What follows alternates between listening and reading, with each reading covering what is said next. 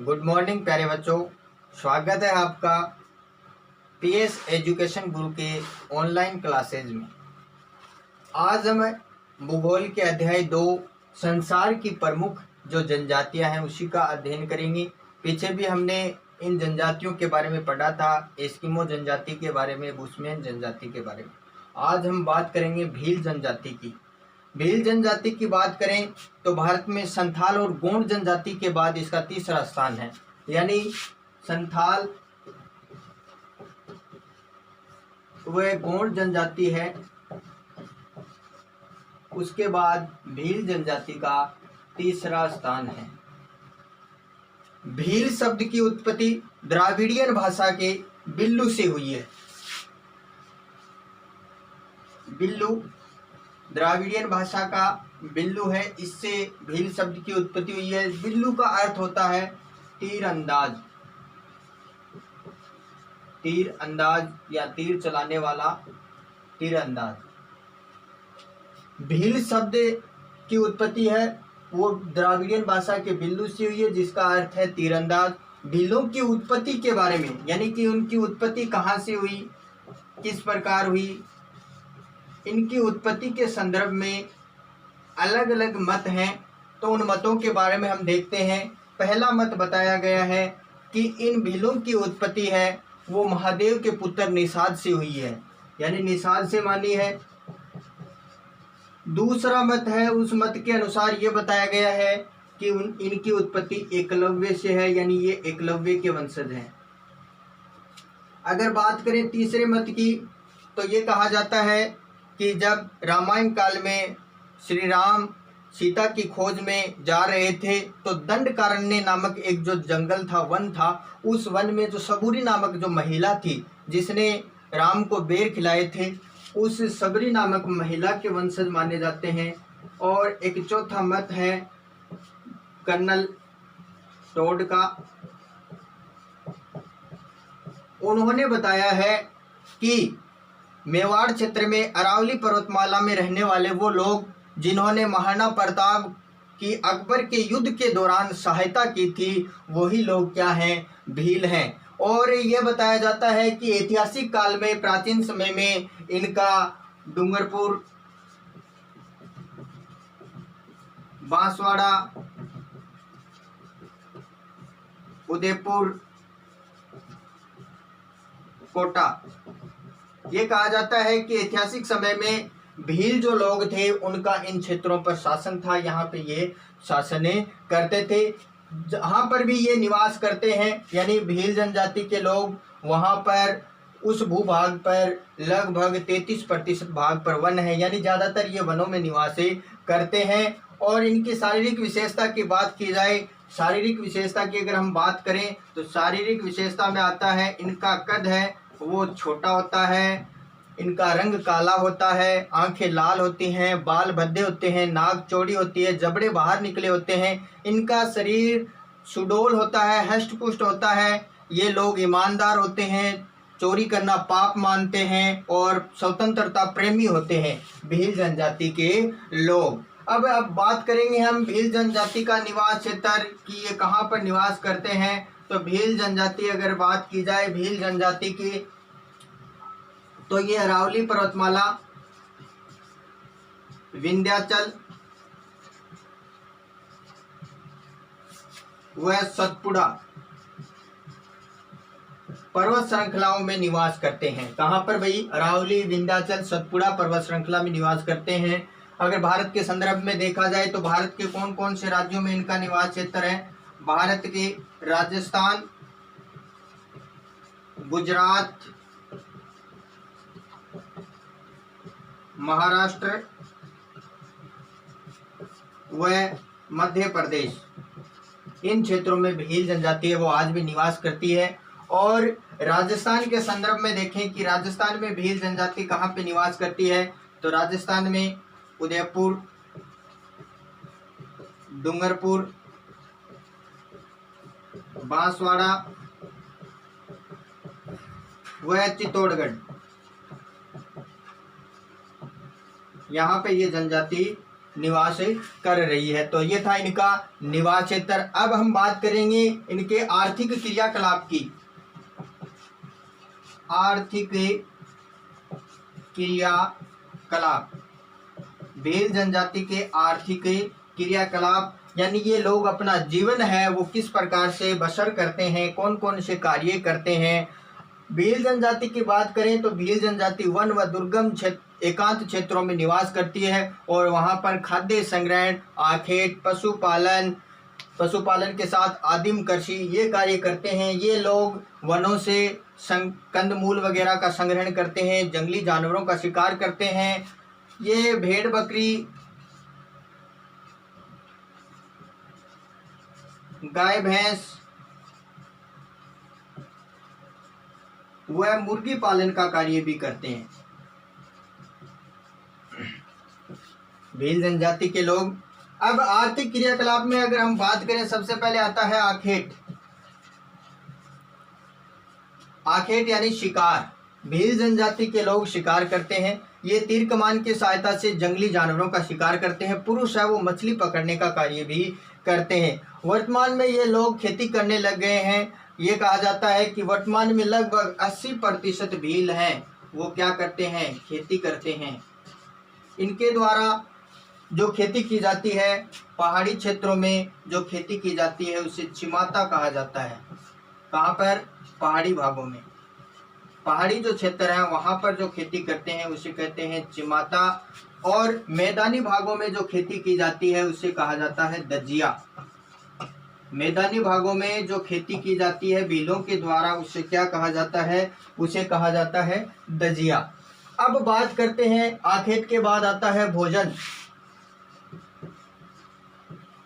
इनके भोजन की अगर बात की जाए तो भील है वो वर्ष भर मक्का है उसका सेवन करते हैं, मक्का खाते हैं। कभी त्योहार होता है या उत्सव वगैरह होता है तो उस समय चोखा यानी चावल और लापसी भी ये बनाते हैं। छाछ व आटे को उबालकर इनके द्वारा राबड़ी भी बनाई जाती है।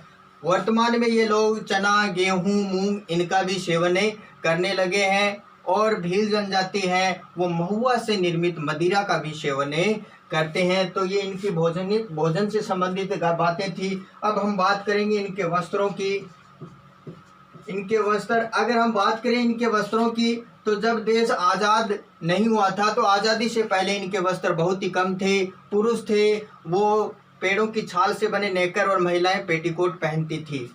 वर्तमान में इनके पहनावे में कुछ परिवर्तन आया है। वर्तमान में पुरुष हैं वो धोती कुर्ता साफा ये पहनने लगे हैं, पैंट शर्ट पहनने लगे हैं। महिलाएं हैं वो कांचली, लुगड़ी, घाघरा पहनने लगी हैं। लड़के हैं वो लंगोट पहनते हैं, लड़कियां घाघरा और ओढ़नी है वो पहनती हैं। और इसके अलावा इनके आभूषण हैं, वस्त्रों में ही इनके आभूषण, तो ये चांदी, पीतल, जस्ते, निकिल आदि से बने हुए आभूषण भी पहनते हैं। महिला चूड़ियाँ भी सजाती है यानी चूड़ियाँ भी पहनती हैं। तो ये थे इनके वस्त्र के बात करें तो निवास गृह आता है। निवास गृह यानी रहने के लिए स्थान, घर। निवास गृह, इनके जो घर होते हैं वो प्रकीर्ण होते हैं, कहने का मतलब दूर दूर फैले होते हैं और खेत में ऊंचे टीले पर किसी खुली जगह पर बने होते हैं। इनका जो घर होता है वो अपने आप में परिपूर्ण होता है। कहने का मतलब, परिपूर्ण का मतलब है कि यानी जहाँ पर इनका घर होता है वहाँ पर अन्न को रखने के लिए भी ये अलग से व्यवस्था करते हैं, पशुओं को रखने के लिए अलग से व्यवस्था करते हैं। इनके घर हैं उनकी जो छत होती हैं वो छत खपरेल से बनी होती हैं और बांस के जो लकड़ियां हैं उनकी बनी होती हैं। इनकी जो घरों की जो दीवारें होती हैं वो खड़िया मिट्टी और गोबर से लिपी जाती हैं। वर्तमान में ये लोग हैं वो पक्के मकानों का भी उपयोग करने लगे हैं। अब हम बात करते हैं इनके औजार व बर्तन। औजार व बर्तन की बात करें तो ये तीर कमान, तलवार, खंजर आदि अस्त्र व शस्त्रों का प्रयोग करते हैं। इनके द्वारा जो बाण काम में लिए जाते हैं वो बाण दो प्रकार के होते हैं।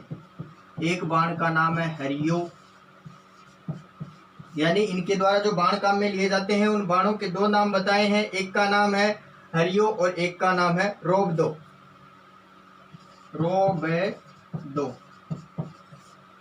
इनके द्वारा पक्षियों को पकड़ने के लिए एक फंदा काम में लिया जाता है। पक्षियों को पकड़ने के लिए जो फंदा काम में लिया जाता है उसे ये लोग फटकिया कहते हैं। क्या कहते हैं भाई? फटकिया कहते हैं। अब इनके औजार व बर्तन में हम देखते हैं, इनके बर्तन है वो लकड़ी के बने होते हैं। हर घर में मक्का पीसने के लिए चक्की उपलब्ध होती है और हर घर में पालना, बांस से बना पालना जरूर पाया जाता है। ये आगे चलते हैं, हम आगे बात करते हैं इनके समाज व संस्कृति की।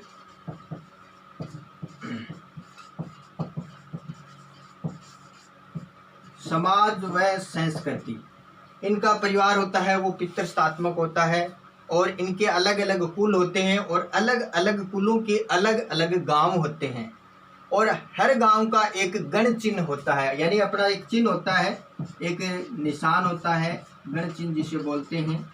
अपने अपने गांव का एक गण चिन्ह होता है। इसमें चाहे जवान हो या वृद्ध हो उसकी पत्नी जरूर पाई जाती है। इनमें बहुपत्नी प्रथा का भी प्रचलन है। वो पत्नी चाहे विवाह करके लेके आए हो या भगाकर, किसी भी प्रकार उनकी पत्नी जरूर पाई जाती है। इसके अलावा इनकी बात करें तो इनमें एक प्रथा प्रचलित है, गोल गाधेड़ो। गोल गाधेड़ो प्रथा में क्या होता है कि एक उत्सव होता है, एक मेला लगता है और उस मेले में कोई भी युवक है वो सूरवीरता और साहस का अगर कोई भी कार्य करता है तो उसे स्वयं युवती चुनने का, यानी अपनी पत्नी चुनने का अधिकार होता है। और भील जनजाति में विवाह का प्रस्ताव है वो वर पक्ष की तरफ से जाता है और इसमें कन्या पक्ष को कुछ मूल्य देना पड़ता है, यानी कन्या का जो पिता है उसको कुछ मूल्य देना पड़ता है। कौन देता है? वर पक्ष के लोग देते हैं और इसे क्या कहा जाता है, यानी ये जो मूल्य दिया जाता है इसे दापा कहा जाता है। क्या कहा जाता है भाई? दापा कहा जाता है। ये प्रकृति पूजक होते हैं, प्रकृति की पूजा करते हैं और कृषि उपकरण व यंत्रों की भी पूजा करते हैं, क्योंकि ये ज़्यादातर लोग क्या करते हैं? खेती करते हैं, इसलिए कृषि उपकरणों की ये पूजा करते हैं। भूत प्रेतों में विश्वास रखते हैं, जादू टोनों में विश्वास रखते हैं। होली और दिवाली इनके प्रमुख त्योहार हैं। होली माता के गीत ये लंबे समय तक गाते हैं। अगर बात करें सोम, माही और जाखम जो त्रिवेणी संगम है डूंगरपुर में, वहाँ पर वेणेश्वर नामक स्थान पर इनका मेला भी लगता है जहाँ पर ये शिव की पूजा करते हैं। ये लोग अग्नि के चारों तरफ नृत्य करते हुए गीत भी गाते हैं। गेर व घूमर इनका प्रमुख नृत्य है, यानी इनके नृत्य की बात की जाए तो इनका नृत्य है वो गेर व घूमर है। कौन सा है भाई? गेर व घूमर। किसका नृत्य है? भील जनजाति का प्रमुख नृत्य है। इनका त्रिवेणी संगम कहाँ पर है? डूंगरपुर में। डूंगरपुर में किस नाम से जाना जाता है? वेणेश्वर नाम से जाना जाता है। कौन सी नदियों के संगम पर है? सोम, माही और जाखम। जब कभी भी आपातकाल की स्थिति होती है, कहने का मतलब इन पर कोई भी खतरा मंडराने लगता है तो ये ढोल बजाकर लोगों को क्या कर लेते हैं? एकत्रित कर लेते हैं। इनके जो गांव का मुखिया होता है, गांव का मुखिया, उस मुखिया को गमेती कहा जाता है। गमेती क्या कहते हैं? गमेती कहते हैं। और जो मार्गदर्शक होता है उसे बुलावा कहा जाता है, बुलावा कहते हैं। और इनका एक रण घोष है, यानी किसी भी शिकार पर जब जाते हैं या किसी समस्या से निपटने के लिए जाते हैं, जिस प्रकार हम किसी जानवर के पीछे भागते हैं तो मारवाड़ी भाषा में कहते हैं ना ल्योरे ल्योरे, तो उसी प्रकार ये भी एक रण घोष का उपयोग करते हैं, बोलते हैं फायरे फायरे। तो ये इनकी समाज और संस्कृति थी। अब हम बात करते हैं आधुनिक